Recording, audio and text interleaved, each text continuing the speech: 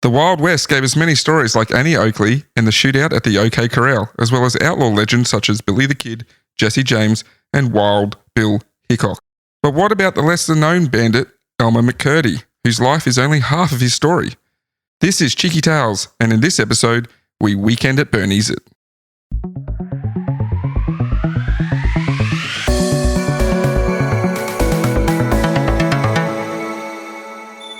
Well, welcome back, guys. I sure hope we're recording this week. Technical difficulties. No, we didn't even get to record last week. John drove all the way to my house and then couldn't get anything to record, and so he went home. I also drove all the way here, but I went home because I was tired. I watched a little bit of the Ashes first. And we did do that. And the end of a very good Cowboys-Panthers game. Yeah. I was a sleepy boy and went home. Yeah. Sean, what have you got over there? A mic stand. Yeah, I have a mic stand. You'll notice much more consistent audio from Mr. Turnock this week. I cannot guarantee that. That doesn't Sean mean absolutely diddly. Officially hit double digits of episodes at some point, so he gets his microphone stand. Oh, man. Unfortunately, for the avid listeners of our simple gag this week, Aaron and I have poured our beers into glasses, so we can't keep up with our traditional game. I almost choked. John can do it. John's still got his can. Yeah, it's not as good. Don't spill it on the mic, Sean. Less hits on the bong this week, boys. So welcome to Cheeky Tales this week. This episode, which is a week later. I'm your host, John. With me is Aaron. Hello. Straight from the Wild West himself, and Sean. Choo-choo, I got my 6-shooter. I actually finger guns my way out of an awkward moment today at the shop. Very on brand. Yes, and Sean, our producer. Are you wearing your cowboy boots? I am wearing my cowboy boots. Good. I've got it in here, look. Nice. As banter, as I always have. As banter? Yeah, John writes out banter. Sean is the first note into banter, because I know Sean is a Wild West. I am a man. I am a Wild West fan. Loves his Red Dead Redemption. I really do. I'm a cowboy. Yeah, I love cowboy stuff. Cowboys and it's that childhood thing, like cowboys and pirates and things like that. I love cowboys and pirates. Screw being a policeman. I didn't want to be a policeman. I just want to be a pirate or a cowboy. Yeah. So we are heading to the Wild West for the first half of this episode. So what do you mean the first half? We'll get there. Are we talking the Will Smith Wild West? No, we are not. The Wild West? We are talking the real Wild West. Lame. So yeah, it is a popular trope in entertainment, like just stories, games, and movies. Like Western movies are very popular. Yes, Western movies are very popular. Like in the Wild West. Yeah, not really these days West, though. No. Oh, there's been a few recent ones. Has there? Yeah, like what is it, Magnificent Seven? True. Hateful Eight. True. Cowboys vs. Aliens. That was pretty good. It was a good movie. Yeah. I didn't mind that one actually. Space Cowboys? Go Space Broncos. Go Space Broncos. Space. Yeah, like we just mentioned before, like one of Sean's favourite games and mine. I really enjoyed it. Red Dead Redemption. Excellent game. Pa-choo-choo. Live out your West fantasies. Oh, absolutely. I do so much fishing. Yeah, I know. So much fishing and hunting. It's the hunt. Yeah. I did also enjoy the little bit that I played. Yeah. I feel like the best part about that game is just riding on your horse through the countryside. Yeah. It's riding slow. on the horses. Yeah. Somehow he hasn't played the single player campaign of Red Dead still. No, I've only played multiplayer. Which is in probably a lot of opinions the worst part of that game. It the is single definitely player the worst campaign is honestly exceptional. It's on that list of things that I'll never do. How many times have you played Fallout in the last 6 months? One. But I didn't even finish it. I've come over a few times and seen Fallout on your TV screen. Thank you very much. More than 3 or 4 times in the last few months. Oh, fine. But I never finished the game. Yeah, well, then play Red Dead. Just fine. I'll make that my morning game. Morning game. Anyway, I think we've jabbered on enough now. Sure. Perhaps it's time to Start with the episode. get into an episode. And Title of the first section, As a Youngin'. Okay. What was this guy's name again? Elmer McCurdy. Elmer McCurdy. So we'll start with Elmsy's early life. He was born January 1st, 1880 in Washington, Maine. He lived with his father and mother, George and Helen, as well as his auntie Sadie. Unfortunately, in 1890, George died. And can you guess what from, boy? Tuberculosis. Correct. It was tuberculosis. After that, I'm not an expert. That was a guess. After that, Sadie and Helen moved to Bangor, also in Maine. It was at this time he learnt that Aunt Sadie wasn't actually his auntie. She was in fact his mother. Why? I'm so glad you got to that because I'm fact checking. That was like, man, how has he already got something wrong straight away? Come on, I was setting up a little bit of a gotcha. Yeah, that was a good gotcha. What's the benefit of telling him that she's his auntie? Unmarried. Right. I'm glad you asked that because Sadie was only 17 when she had Elmsy. Oh, what a disgrace. And to save her the embarrassment and shame of raising an illegitimate child, George and Helen had adopted him. What year was this again? 1880. Oh, that would have been the height of scandal. She did tell him he was unsure, or she was unsure who the father was. Okay. Like his biological father. Definitely a scandal. But there was some speculation that it could have been Sadie's cousin, Charles Smith. Gross. But then very normal for the time. Yeah. The speculation comes from later in his life when Elmsy would use Charles Smith as an alias. Right. Apart from that, that's really the only evidence or... Yeah, okay. Yeah, right. This news disturbed Elmsy and he grew resentful and became an unruly and rebellious teenager. Why would that trigger you that much? Yeah. I guess. It's pretty privilege of me to not be like, oh, my auntie was my mum. Yeah, so he's about 10 years, he was 10 years old when George died. Yeah. So he's right, okay. Preteen. Yeah, so he doesn't really get what's going on. No, so he's in early teens now and this is when he developed a heavy drinking habit very early in life. That habit would continue through the rest of his life. So like he was a teenager and he was well known to be the town drunkard. So that's how heavy he hit it. A 10-year-old. Well, yeah, say 10, 12, 13 type of thing. Not good. He rejected his immediate family and sought out his grandfather and began a trade as a plumber. This gave him a steady income to fuel his habit, and for a while, things seemed stable. That is until 1989, when the economy crashed and Elmsy lost his job. For the next 2 years, Elmsy drifted from job to job, becoming a fully fledged alcoholic. Interesting how people do that when they have no money. Like, drink. Yeah.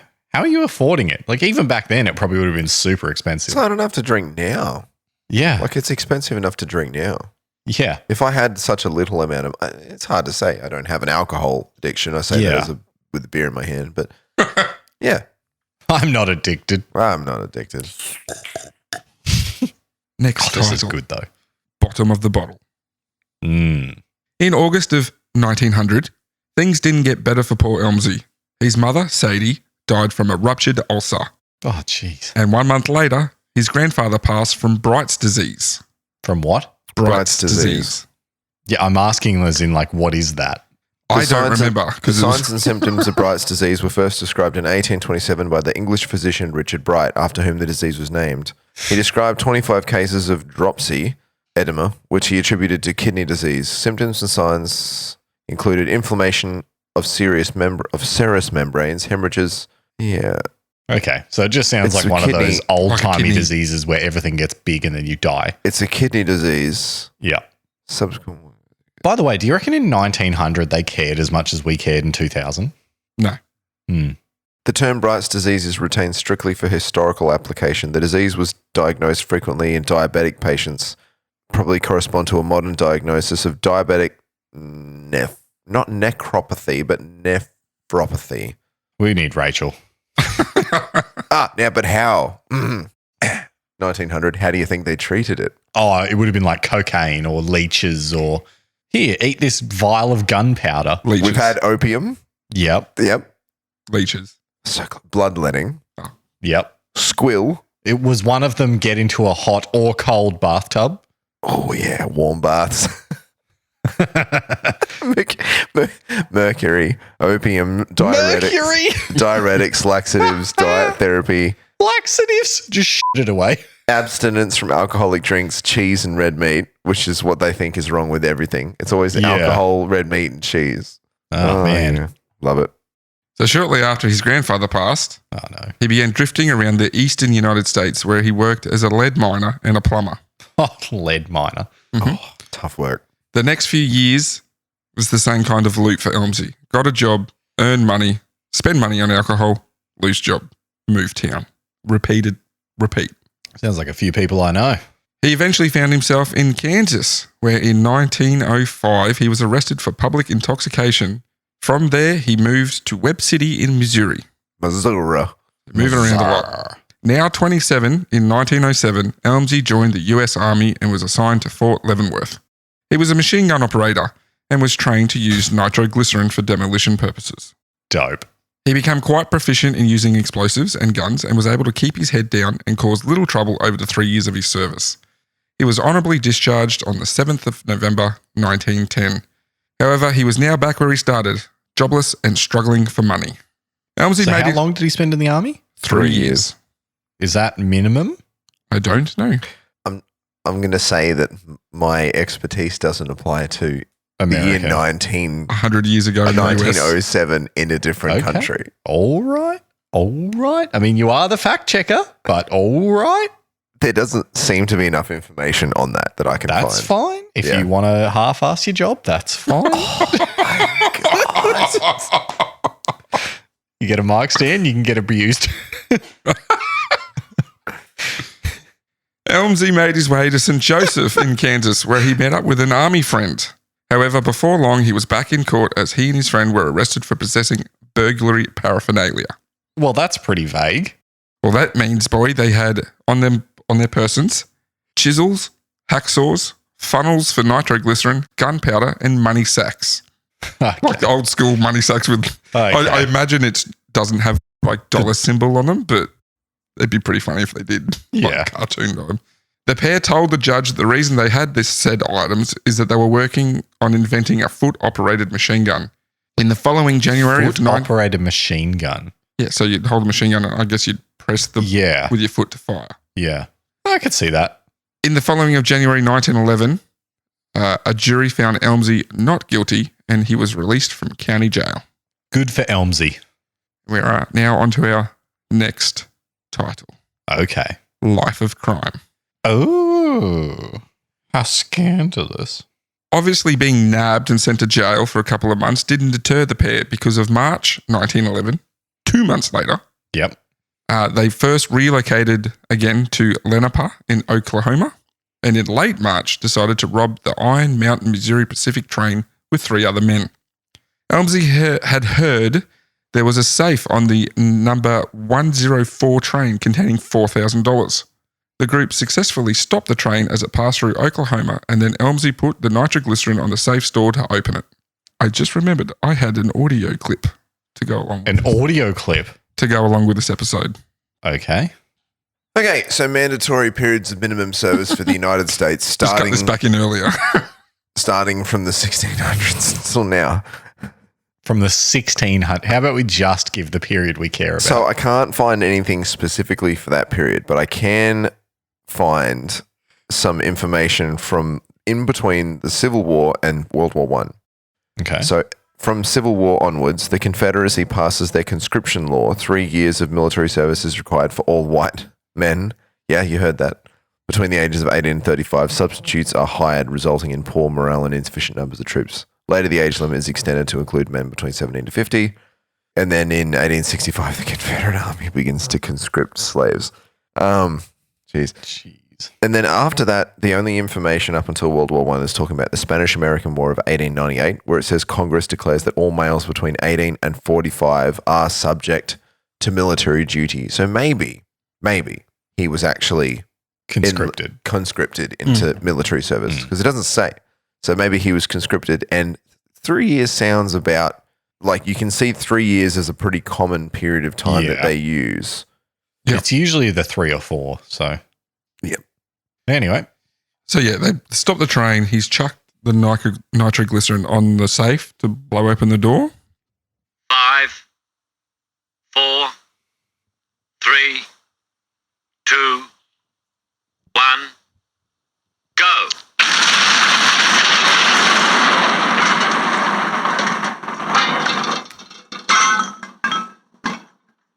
I love hearing all the little things landing at the end there. You're only supposed to blow the bloody door So if you don't know where that's from the Italian Job. And it's Michael Caine. Michael Caine, yeah. Oh, Michael Caine. Elmsy had used too much. Much like that clip. The safe was destroyed. Yep, I can see that. Yeah. As well as the majority of the money that was inside the safe. Yeah, you're not a very good safe cracker if you destroy the thing you're trying to crack. The group were only able to net $450 worth of silver coins. I mean, it's 100 and something years ago. That's probably still 2.5 million or something. Most of which were fused and melted to the safe's frame. So they didn't even get all of them. It's almost enough to buy a house in Morningside. Oh, snap.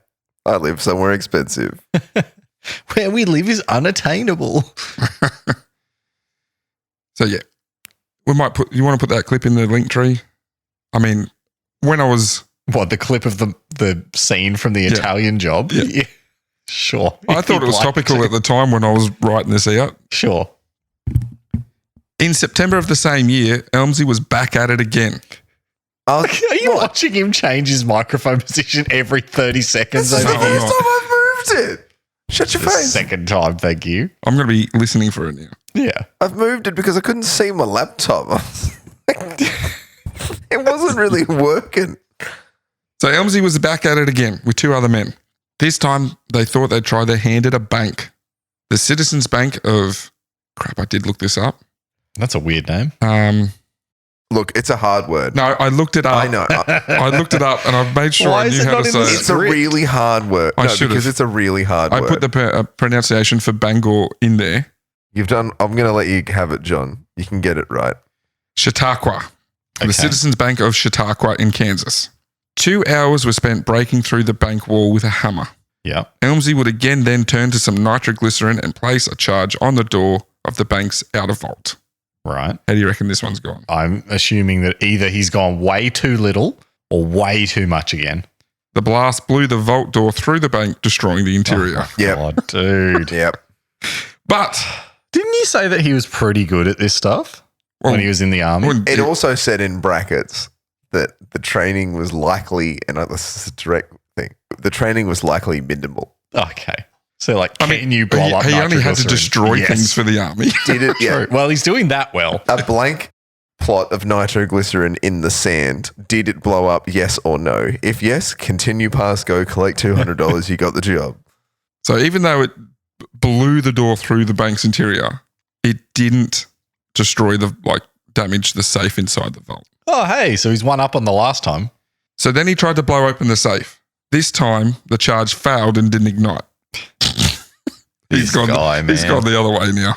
The lookout man got the heebie-jeebies and he ran off. The heebie-jeebies. And all Elmsy could steal was about $150 worth of coins that were in a tray outside the safe. Oh, this guy. Real great outlaw legend of the Wild West. Criminal mastermind. He's stolen like $500. Yeah. So then they fled the scene. Later that night, they hopped a train and headed to the Kansas border where they split up. Elmsy headed to a friend's ranch near Bartlesville, Oklahoma. He stayed in the hay shed for a few weeks where he drank heavily. Yep, that makes sense. Our next title. Yep. One Last Ride. Question mark? Oh. Elmsy decided to try his hand at another train heist in October of 1911. This one near Okesa in Oklahoma. Again with two accomplices. They planned to rob a caddy train after hearing it contained $400,000. Sheesh. And that was intended as a royal payment to the Osage Nation.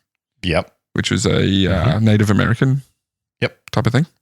The Katy train is a train that was on the Missouri to Kansas, Texas Railroad. That's why it's called Katy. Yeah. Class 1 railroad company in the United States with the last headquarters in Dallas, Texas, established in 1865 under the name Union Pacific Railroad. Actually, while I was reading some stuff on this, one of the side notes popped up was for one of your episodes, mini episodes. The Crash at Crush. Yeah. Yeah. Anyway, go back and... dumbest thing that's ever happened. Do you know what episode number that was? No. Cool. It's on the end of one of my episodes. Go listen to all of our episodes until you find it. Every one of my episodes until you find it. So once again, the bumbling bandits stuffed up and the men mistakenly stopped the wrong train. A passenger train. Come on, man. The men were able to steal $46 from the mail clerk, 2 bottles of whiskies, a revolver, a coat, and the train conductor's watch. Wow. There was a newspaper article later that called it one of the smallest robberies in train robbery history. Yeah. Granted, it was a demijohn, like some demijohns. Some demijohns of whiskey, which are big bottles. Yeah, I mean, so like still, that's a big fine for him. Still, it's just whiskey. I mean, they were after 400,000 and they Yes. walked away. A demijohn with is $46. anywhere between 4 and 60 liters, though. Okay, but like, it's still not $400,000. Yeah, it's not $400,000 in cash. Disappointed, Elmsy returned to the ranch where he drank the whiskey he had stolen. And then died. And then died of alcohol poisoning. Elmsy was also sick at this point. Of course he was. He had contracted tuberculosis from working in the lead mines There we go. and had there a you go. mild case of pneumonia and had trichinosis. Trichinosis? Trichinosis. Trichinosis? It's a parasitic Trichinosis, disease caused yes. by roundworms. Oh, lovely. Which I looked up and is a parasitic disease that causes diarrhea, abdominal pain, and vomiting. Sean can go more into it if he wants, No, let's not do that. It's icky. but it didn't seem nice. There's something about the larva migrating into the muscle Icky warning. and causing How about- swelling of the face and inflammation of the whites of your eyes. How about we just leave it there? It was icky. So he stayed up. He stayed up and drank. Itchy warning. He stayed up and drank with the ranch hands before falling asleep in the hayloft. Yeah. Unknowingly, he had been implicated in the robbery of a $2,000 bounty had been placed on his head. So the bounty is now worth more than the Than what he total actually amount he's stole. ever stolen. Yeah. Correct. The total he's stolen in his whole career. Correct. He can just hand dear. himself in and then pay it all back with the bounty.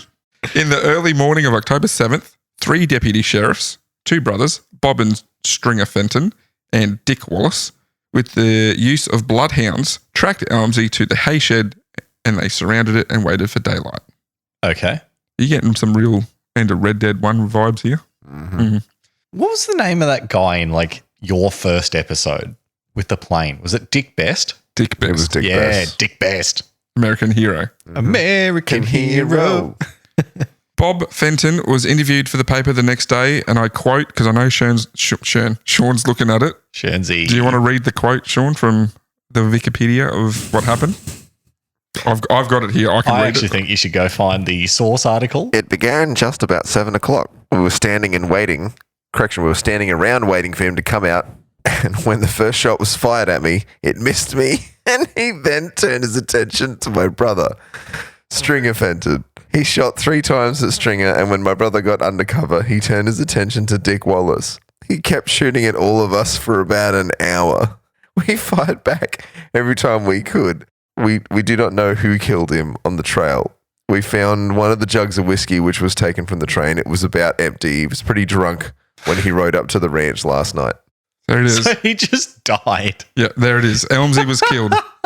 Single gunshot wound to the chest. Like it's not. Which he sustained while lying down. Yeah. Oh, so he was laying down and they shot him. Maybe. Wow. It says that we don't know who shot him, but if he sustained it lying down, they'd probably know exactly who Yeah, shot they know him. who did that.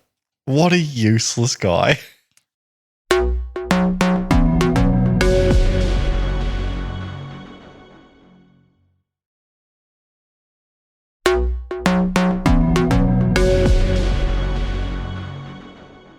That's the end of this week's episode. Thank you for listening. No, it's not really. Okay, next title. Weekend at Bernie's. Oh, no. Hopefully, Weekend at Elmer's. Weekend at Elmer's. Hopefully, people get that reference. If you don't know, It's an old movie. If you It's an don't, pause this episode, go find Weekend at Bernie's on Stan or Go wherever it watch may No, an it's just- entire movie. no, just go to YouTube and search Weekend at Bernie's trailer. Watch the trailer. You'll get the gist of it. Just can I interject? Man, movie trailers used to be sick. Like, Yeah. They were awesome. You could watch a trailer and be like, I want to watch that. Now I don't give a crap. Except Terminator 2. Terminator 2 was the worst trailer. It was pretty bad. I saw a movie trailer recently and I was like, The Flash. I don't know. I do wanna see that. But like, Sean, do you know what's on Disney Plus now? There it is. oh, boo. What do you mean, boo? Have you seen it yet? I haven't had time. I haven't had time, he Not- says. I haven't had time to sit down Not and watch next it. episode. A movie that tested our friendship, and he hasn't got time to go watch it. Not next episode. By my next episode, I will have watched it. I'm going to put a promise on that. That's good. You want to watch it too? And we'll do a little movie review at the start of the episode. What if I got on Sunday? Got to blanket the whole day out. Because it's 3 hours. Isn't it like almost 4 hours? It's almost 4 hours. Yeah, I'm going to do it over a couple of days. That's how I watched the I Justice can't League wait Snyder to That's Cut. how I come watched back. Lord of the Rings for the And I first hear time. you like dance around the fact that you got bored. Look, I got bored in Lord of the Rings, so I'm gonna have struggle to get through it. I know that, but I'm excited to watch it. All right. My next episode, be prepared for Way of the Water review. Cheeky Tales reviews Way of Cheeky the Tales Water. reviews movies. By the way, I have seen an Adam Sandler film since we last recorded. Oh, Was it which Wedding one? Singer? Murder Mystery 2. Oh Huh? my god! What? Of all the Adam Sandler movies you could watch, Because it's new. it's terrible. It's not great. But like I That's like know that it was a comedy, but for some reason I didn't expect as ridiculous a comedy. But it's an Adam Sandler film, so of course I should have expected that. Watching But a new Adam Sandler, it's like no one. Was the Anyway. basketball one good? what was it basketball? Oh, He's was like that a manager. his serious one recently? Yeah. Yeah, I haven't seen that. He made a new serious movie that wasn't funny. People, Yeah, what was it called? Just Google Adam Sandler. is it Adam basketball Sandler movie. playing Phil Jackson? Because I'd watch that. No, he's some like basketball scout. That's Moneyball. That's Brad Pitt Anyway, So yeah, and baseball. Weekend at Elmer's. Let's go. check Weekend out at the Elmer's. Weekend at Bernie's trailer. You'll get that joke. Elmsy's body was taken to Joseph L. Johnson's, an undertaker in Pawhuska, Yeah. Oklahoma. I'll allow it. He embalmed the body with arsenic-based preservative, which is typically used to preserve the body for a long time. Johnson then shaved Elmsy's face and dressed the body in a suit and stored him in the back of the funeral home. Sadly, no friends or family came to claim the body. Johnson, being pretty annoyed at how much it cost him to perform the services, refused to release the body or bury it. He wanted to be paid. So he redressed Elmsy in street clothes, put a rifle in his arms, and stood him up in the corner of the funeral home. Oh, jeez. Johnson would then charge people a nickel to see the bandit who wouldn't give up. And at different times, Elmsy was dubbed the man of many aliases, the Oklahoma outlaw, and the embalmed bandit. The attraction deemed to be very popular, and Johnson earned his money back, plus some. I feel that he's not that interesting of a bank robber. No, I feel you're right. Yeah. You are correct. It's like if Ned Kelly had tripped over every time he tried to steal something and then still was a legend. Johnson would also receive multiple offers to sell the corpse, but refused them all. Did I Now mention? he's got a money spinner. Yeah, did I mention that the payment for seeing him was to be placed in Elmsy's mouth?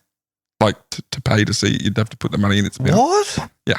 Why? Icky warning. I don't That's know. so gross. Itchy warning. 5 years. So hang on, you wouldn't have to pay until you actually saw him. Yeah, you have to put like the nickel in Elmsy's That's mouth. so weird because then old mate has to come and take the nickel out. Yeah. Like, I mean, he's an undertaker. I know, but like, don't you just? He's like, an it's undertaker so in the Wild weird. West. He would have done grosser It's just things. weird. Like he has to just come at the end of the day and pull all these nickels out of this dead body's mouth. Give me 2 Bs for a nickel. 5 years. So it sat there for 5 years. 5 years Johnson had Elmsy on display until October 6th, 1916, when a man calling himself Ava contacted Johnson, claiming to be Elmsy's long-lost brother from California. Ava had already contacted the local sheriff and the local attorney to get permission to take the custody of the body and ship it back to San Fran for proper burial. Burial's wedding. You're a terrible burial. I like that we thought the exact same thing. Proper burial. The following day, Ava arrived with another man calling himself Wayne, also claiming to Wayne be a who? brother. What was his last name? They didn't give last names. I don't Ah. believe. No last names. Okay. It was not Mr. King. Mr. Kerr? Jerome Luai. Oh! Elmsy. Q! So yeah, Wayne was man, also. He might make an Instagram smack post about us now. Good. I might give us some Give us some street cred. There's some, what's the word? Exposure. Jerome Luai's least favourite podcast. All of Queensland would then listen to it. That's correct. So, yeah, this other fellow, Wayne, also claimed to be Elmsie's brother, and Johnson released the body to the men, who then placed Elmsie on a train that was apparently heading to San Fran. However, how did he place him on the train? Because at this point, I'm picturing he just put him in a seat somewhere. What a ticket for him. Put him in a seat with Glasses. a coin in his mouth. I would have assumed he just chucked him in like the cargo wagon. Passed him in the back. Sorry, your bag's over the weight, sir. Do I really need all his legs? However, the body was actually shipped to Arkansas City, Kansas. Kansas. Yes. Arkansas City in the state of Kansas, much like the city of Kansas City, which is in Arkansas. Amazing. The Midwest, seriously? What the hell is wrong with you guys? Ava and Wayne were not who they said they were. Oh, shocking.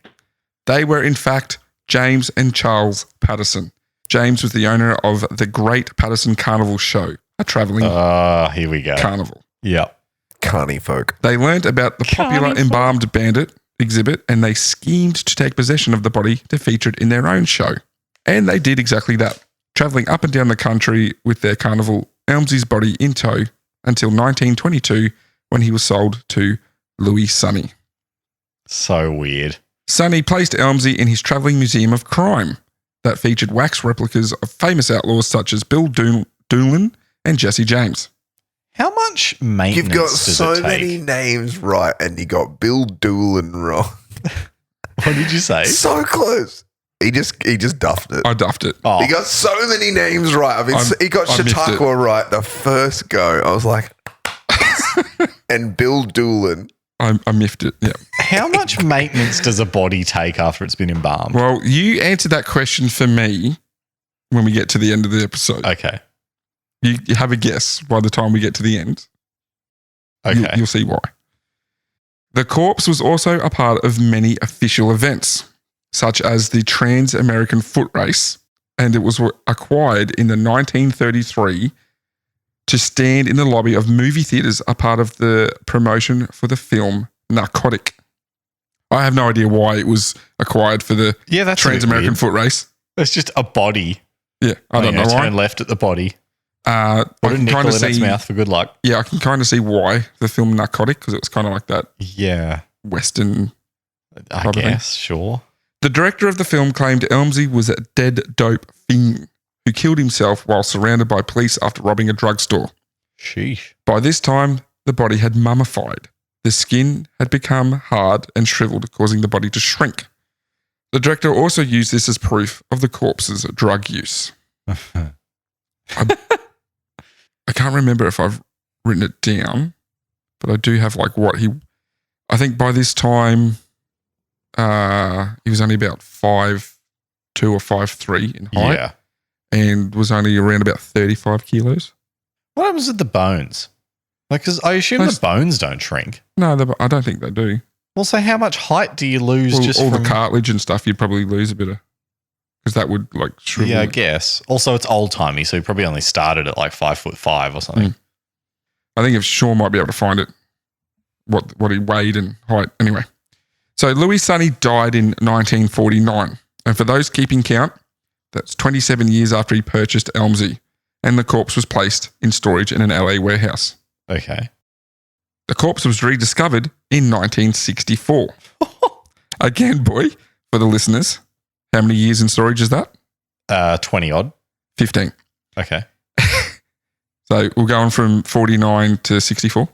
Yep. And it was mistaken for waxwork or a mannequin and was lent to a filmmaker to be used in the 1967 film She Freak. And it was sold to Spoonie Singh in 1968 with other wax figures for around about $10,000. He had bought the figures for 2 Canadian men. Okay. The 2 Canadian men were putting on a show and travelled around the country again. And one of the exhibits was at Mount Rushmore. Right. Man, this body's getting around. While there, the corpse sustained some damage from a windstorm. Oh, no. The tips of the ears, as well as some of the fingers and toes, were blown off. Jeez. He was given back to Singh, who decided the corpse was too gruesome and not lifelike enough to show anymore, and Singh sold Elmsey to Ed Liesch, whatever, who was a part owner of The Pike, an amusement park in Long Beach, California. Oh, yeah, because when I go to an amusement park, what I really want to see is a 50-year-old dead person. Well, at this point, you got to remember they don't realise it's a corpse. They think it's just a wax figure. At some point, one of the owners drilled a hole in the back of Elmsey's neck, and it was said yellowish goo seeped out. Oh. Itchy warning. Which I'm assuming is like spinal fluid or brain fluid. In any case, Elmsey was hung up in the haunted mansion ride and would twitch or jiggle when cars rode by. For many years, he twitched alone, his name forgotten, and at some point, he was coated in many layers of glow-in-the-dark spray paint and was hung from a noose. Oh. So he was like the hung man in the haunted mansion. You'd go past and look, jiggle, jiggle, jiggle, wiggle, wiggle, wiggle. Gross. Our last title. Yep. That's No Moon. Oh, geez. Star Wars reference. Yeah. This was until December 8th, 1976, 65 years after Elmer McCurdy had died, when the production company from the television show The $6 Million Man was filming in the Pike. And I believe the episode was called Carnival of Spikes, if you ever want to look it up. During the shoot, the crew wanted to move this mannequin hanging from the gallows because even though he was painted with neon spray paint, it was weirdly realistic. Yeah. I wonder why. Yeah. The crew guessed that he was made from paper mache, and a prop man grabbed him to pull him down. That's when his arm ripped off. Oh. Inside the arm, the crew made the discovery that there was bone and muscle. Oh. Elmsey had been rediscovered as a person and not just a weird mannequin. Oh. Can you imagine how disgusting that would be when you pull it down? You're like, huh? Oh, yeah. The police were called, who called an ambulance and reported a severe case of dehydration. From there, Elmsey would make his final journey, heading first to the LA coroner's office. An autopsy was performed, and the findings were what we know: cause of death, single gunshot wound to the chest. The body was completely petrified, covered in wax and layers of phosphorus paint. He weighed about 23 kilos. Yep. And was 160 centimeters in height. There you go. I did write it down. Wow. Evidence of the original autopsy and embalming was found, and even though the bullet that killed Elmsey had been removed, the bullet jacket was found, which helped identify the body, as those type of bullets were only used in the early century. Right. So, yeah, they didn't actually know this was Elmer at the time. Like, this helped find that. Other clues to help identify Elmsey was found in his mouth. A 1924 penny was found, as well as ticket stubs to the 140W Pike show, which was the Louis Sonny's Museum of Crime. So they found like ticket stubs in his mouth. Oh, why were people shoving so much stuff in Elsie's mouth? Why is that the thing that they decided to do with this guy? This, as well as other stuff, helped get a positive that this was Elmer McCurdy. His story was in the newspapers and on TV by December 11th, 1976. Ugh. And multiple funeral homes contacted the coroner to offer to bury Elmsey for free. Officials waited to see if any relatives would come forth to claim the body, to which none did. Eventually, Elmsey was released to be buried back in Oklahoma in Summit View Cemetery. He was buried next to another outlaw, and one I've mentioned before, Bill Doolin. Sean's proud of you. To ensure Elmsey's body wouldn't be stolen, 2 feet of concrete were poured over the casket. Yeah, okay. That is the end of Elmer McCurdy's story. That was wild. I just want to know, why do they keep putting stuff in his mouth? I don't know. It's weird. It's not a good luck charm. No, why in the mouth? Why touch him at all? No, you can't put it in his hand. He's not going to hold it. True. Just gross. I don't know. I guess what a story. I guess the old Undertaker started doing it, and people were like, I guess we'll do that. But he sat in storage for a long time. Yeah.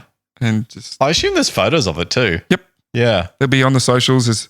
I found a really cool photo of like the traveling he did through America. So that'll be one. Oh, that's disgusting. So that's what he looked like on the left when he first died? That was when he was alive, actually.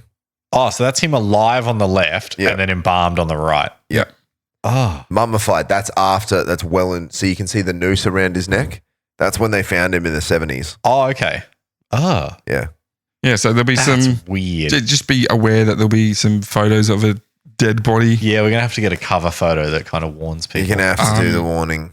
on the socials. But Yeah. the inspiration for this story was our first Halloween episode, where Yeah. I remember people getting freaked out by the use of The real skeletons. Yeah. skeletons in the lake for movie props, and One That's of those right, people yeah. was me. so I thought I found this one. I went, this will be a good kind of spiritual successor. Yeah. His gravestone reads, Elmer McCurdy, shot by sheriff's posse in Osage Hills, October 7th, 1911, returned to Guthrie, Oklahoma from Los Angeles County, California for burial, April 22nd, 1977. And there's a pretty tree. So that's 66 years later. That's nice. What a story. The story of 66 this years man's later. body after he I love died. that, like, his life was kind of hopeless. Yeah. Like, he just kept messing everything up. He's the opposite of the luckiest man alive. Yeah, and then he dies and becomes this, like, traveling amusement. Just, yeah, incredible. Incredible story. And he was just in, like, a haunted house ride, Just jiggling away, hanging. jiggling away. What was it called? The Liff and Laugh? The pike. No. The haunted house that he was in. Oh, the actual house, yeah. It's called the... Where is it? Oh, good stuff, boy. Good episode. So I forgot to. I'm gonna look up She Freak and see if I can spot Him in the movie. Yeah, Yeah. Oh, that's so weird. but yeah, like you said, that realization, you pull this thing's arm off and you go, Huh? oh, Ooh. that's bone. Yep. Oh. Why would the police call an ambulance? I know, severe right? dehydration. You know, the Well, he's ambos rocking up, obviously going. dead. Been dead for 70 years, like we Yeah. expect. The Queen's Park Laugh in the Dark Funhouse. Great name. Oh, that's good. All right. Well, what a story. Good on, boy. I've never heard of that before. The life and death of Elmer The McCurdy. life, death, and continual death. Afterlife. Yeah. Wow. Yeah, I thought All right. a little bit darker, but still fun. Yeah. So I can't was wait about for to your say dark nobody story. died, but Elmsy died. Elmsy died, yeah. Yeah, get ready for my story. I'm on a roll of horrific ones. And his family early on. Remember True. tuberculosis? and- True. Yeah, fair bit of death in yours. Oh. Well, good stuff. Thanks. Thought it was, like you said, just another It one of was- those Dan Sickles. And Yeah, it's another one of those like, what? Why? What? who was your old mate shot the fella outside the White House? Oh, what was his name? General No, mine was Dan Sickles. You're thinking Adams. Timothy Dexter. Yeah. Yeah. Idiot Savant. Yeah. Good episode. Good episode. That was the one with the spider bit From the little bit from clip the show little last bit week, clip show last Did week. I? Yeah. which is only half of the actual clip. Can I say, did I mention Real World Cheeky Tales Run In? I was at St. Patrick's Day at the parade in the city. Yep. And one of my friends from the pipe band was talking about a book that her granddaughter was reading. Yep. And I'm like, oh, okay. And she goes, yeah, she's reading this fantastic story about something about a molasses flood. And I went, Yeah. I said, gather round, children. And Yep. Real World Cheeky Tales. Listen moment. to this entire podcast. Yeah, well, she'd been reading it. She's only Yeah. quite young. She'd been reading about it. It was like a very, very shorthand Yeah. version. I'm like, let me tell you a tale. You know, there's a version of that story. Not a version of that. There's a similar story that happened in Ireland with whiskey. Oh, Yeah. I That might might be tell that interesting. one Yeah. day. That sounds my kind of fun. Yeah. you say that this week also happened to me, Ooh. being topical with Titanic. People were talking about the Titanic. My heart will. And so I was like, go. well, I know a few things about the Titanic. Yes. I have mentioned Cheeky Tales doing a double episode on the Titanic a couple times in the barbershop today. Yeah, the Titanic episode was one of my favorite stories. And like even now, I get hammered with Titanic content on my Facebook page. Yeah. There's like one of those like ghosts of the past pages that's dedicated to the Olympic class vessels. Oh, yeah. And I just get constant Screw you, photos of that. 1930s. Screw you, 1930s. Yeah, the week that you guys did the Titanic episodes, I'd watched a couple of the Nat Geo Yeah. And I had not told him what we were doing. Yeah, he hadn't told me anything about it. And then I'd been watching a few of the Nat Geo documentaries where James Cameron went back and visited them. James Cameron. Yeah, who apparently I am a James Cameron simp, according to Aaron. The greatest pioneer. No mountain too steep, no ocean too deep. Well, the whole boat topic. Who's there? James Cameron. That actually reminds me, Sean. Aaron, I know Aaron knows this story. Sean, you don't. This was not my first choice for this episode. I had to do a very quick, which turned out didn't have to be as quick. No. Like sidestep for stories. Let's not spoil that story. I'm not going to say what it is. Okay. But I was halfway through writing another script when I got to some information, which said information would line up with an anniversary that's going to happen later this year. Exact date. So then I had to go, crap, this is like 24 hours before we recorded. Yeah. It's literally the day before. John's like, I'm changing my story. I've got to change my story. Crap. So look forward to that story later this year. And this one was written in like 4 hours. Yeah. A week ahead of recording. Good stuff. Anyway, we need to wrap up because I got to pee. Thank you. All right. Thanks for listening this week. We'll be back in 1 week's time. Yes, we will be back on schedule next week. Back schedule next week. You can find supplemental content, photos, and a link tree at the social medias at Cheeky Tales Pod, Facebook, Instagram, and Twitter. Not Tinder. We are. No. That's a joke for me and Aaron. You can find it there. And like I said, we'll be back next week. Thanks for listening. Have a great night. Good night, Chiquitos. Goodbye. No goodbye from Sean? No. I haven't worked Sean out. says, stuff you, Chiquitos. I haven't worked out a tagline for myself yet. All right. Well, when Sean works it out, you'll hear it. Good night. I'm still the producer.